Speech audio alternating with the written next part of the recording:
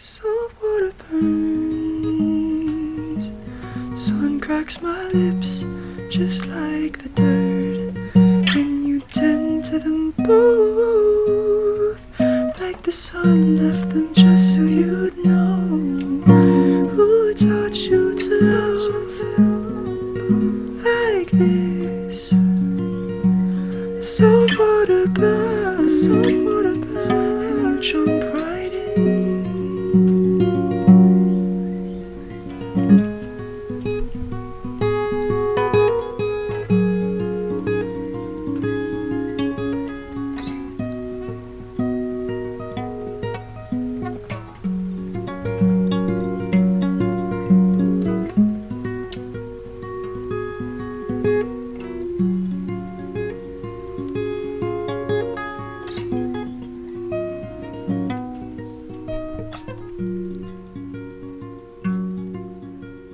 To know you until your legs curl inward, as a spider finished. To know you as hungry in my corners, corporeal cobweb, itching the scratch between your ring finger and my last. Limbs carving sense of us, threading forever from temporary with strands of my hair, making permanent light, faint along a sill, unconnected, still caught, cursory glance, pinned by pause. Witness me witness you, plucked from the snapped string, storied arms against misshapen pillowcase. To know you, the whole edge of your head resting, its indention as clear as our sense metal, lingering long after left. To know your fingers hold space for our distance, spinning between last holding and next exhale. To know your undoing as maggot crawled into socket. Witness me, witness you, looking anywhere but ahead, at pace of no less than breakneck. To know you as destined, silk flowers trodden, stone's throw, obligation bears witness to where someone isn't.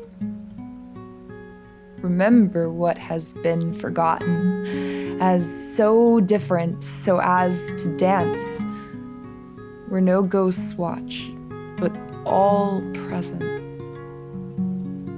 To know you as looking back, undoubting desire, as every risk, even to very last. To know catching sight of light is you at the end of the tunnel. To try is to be mortal, our hands clasped inward, holding me, holding this.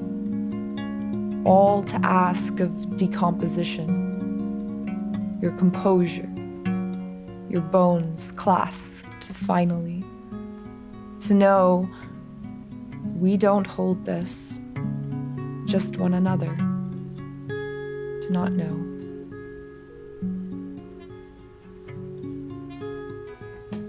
I spent a lot of time wondering if you would die. It's not because I think you will die. It's because I don't know what I would do if you did. Oh, I'll die of heartbreak probably. Hopefully. That'd be ideal. Yeah, I was going to say, that's the most ideal way to die, is of heartbreak. You know why? It's worth it. It's worth it. So I've been told anyway. I have to believe that. Every day I have to believe that every amount of suffering that I've endured has been worth it. Do you still feel approached by me? Approached, yeah. Do I scare you? Good. But last time we called a couple weeks ago, And you said, I'm sorry I haven't been calling you. You terrify me. You said it very, very worriedly. And like you're on the verge of laughing too. You terrify me. You do. Elaborate. Sometimes I feel so strongly about you when you're not there that I wonder. I don't know. You wonder if I wonder at it all. I just wonder at it all. You feel real to me. Do I feel real to you? It's because I can't convey how I feel about you fully. That's why. Like I can't do enough to convey it. And so when I met you, I didn't have expectations, but I wanted every single thing that you did to either align or disalign with this built-up version. I wanted the cartoon to be shattered, you know? I had to realize that that you're always on stage. And I don't know why I was afraid of that. Maybe because the facade rang so much differently than how people expressed the truth of you. Like I feel as though anyone who mentioned your name had a different version of Felix to show. And so I thought, when I'm alone with this person, like, is this only the person you are when you're with me? Are you someone else to someone else? Yes. The answer was yes, but not in a fake way, not in a not to trick me. I really like taking up that space and becoming agreeable to everybody I love. I didn't want to have to sacrifice any love to get the love that I thought I deserved. It is premised on the understanding that all of it's imperfect, and that we can only love each other in the ways that we can, where we can, and it will look different, and we all need that love, and we can get it from so many different places, right? And that what I have with you is not something that I have with anyone else, and that just, like, the weight of that is so much more valuable when it's not in isolation. The verse in Corinthians, like what love is. It does not want, it does not yield, it does not cry, it does not hate. There's like, no, love hates. It does not run. Love cries. Love is impulsive and destructive and demanding, but it's not, it's balanced out by actions and time and continuing to hold it when it doesn't look ideal, right? When you said you feel most guilty when you're hurt, what were you referring to? Like when unrequited love. Yeah. Yeah. You know, it's like you have no right to feel hurt. No one's entitled to make you feel good or feel loved.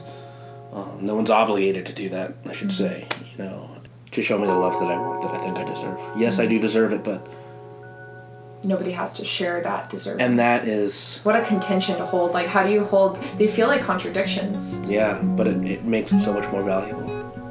And it makes it so much more important to have patience. And to not let it shift your worldview too much. Yeah. Longing is a special type of love. But longing without expectation, I think, is sweeter. It's not damp, it's not heavy, it's not dirty. It isn't painful, it's just warm. And I never really stop feeling for anybody. Yeah. I think about everybody. Yeah, it brings me a lot of joy. And especially knowing the ones that still think about me, you know, they make me better.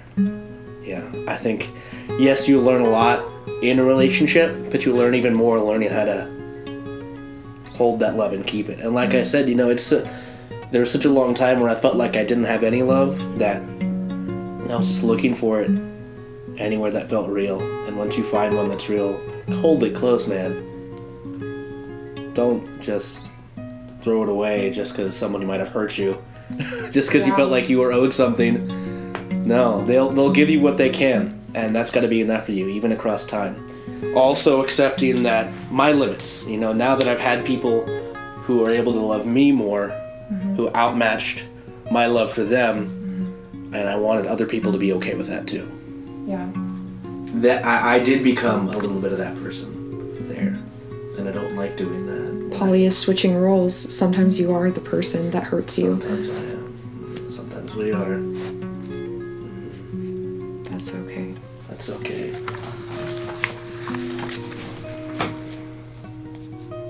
I carry that into my relationship with you. Like, you're not someone who's experienced on relationship growing pains. How would you know what to do if you were poly and also experiencing that?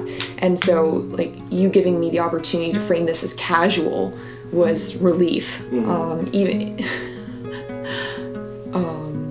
Because it terrified me that it would be anything but that.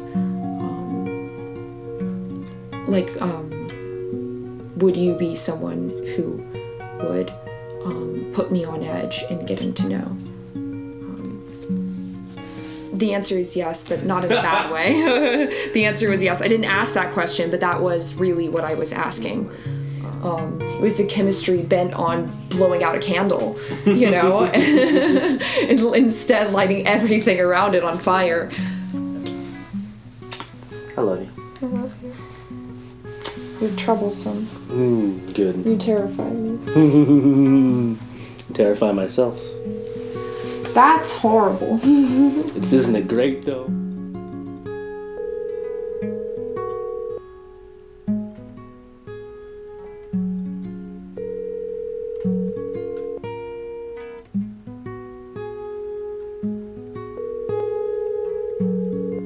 Hey, sorry I missed you. I hope I'm doing something important. I'll get back to you as soon as I can. Thanks so much. I've been thinking about you a lot, Felix.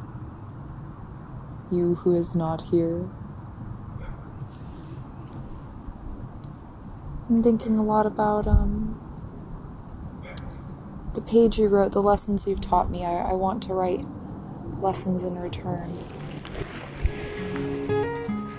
To love a body to me is to love the form inside of it. That I recognize the divinity that we see in ourselves is ever unmatched, that the space and time we share is always a sacrifice of something else. That to have 1,000 faces is not to be two-faced, that to record life as we know it, to plaster it back together, its unstructured parts into order. It's not just scraps, it is something whole unto itself, and the act is itself, at some point, the memory. To behold yourself in it, that our mortal form, our great forgetting, the collection of all the things we have until they fade. That you can be grateful and blessed and blessing and forgiving and forgiven and broken and unbroken, and all of these things can be true, and you don't have to look to God to pray that there is one long, unbroken line. And someplace we are all on it. Isn't it so good to be here? In the quiet place. That all of our expressions, our emotions, they sit together. They sit in the same place. And I thank you. Thank you for allowing me into this, to your little bit of experience. I'm so grateful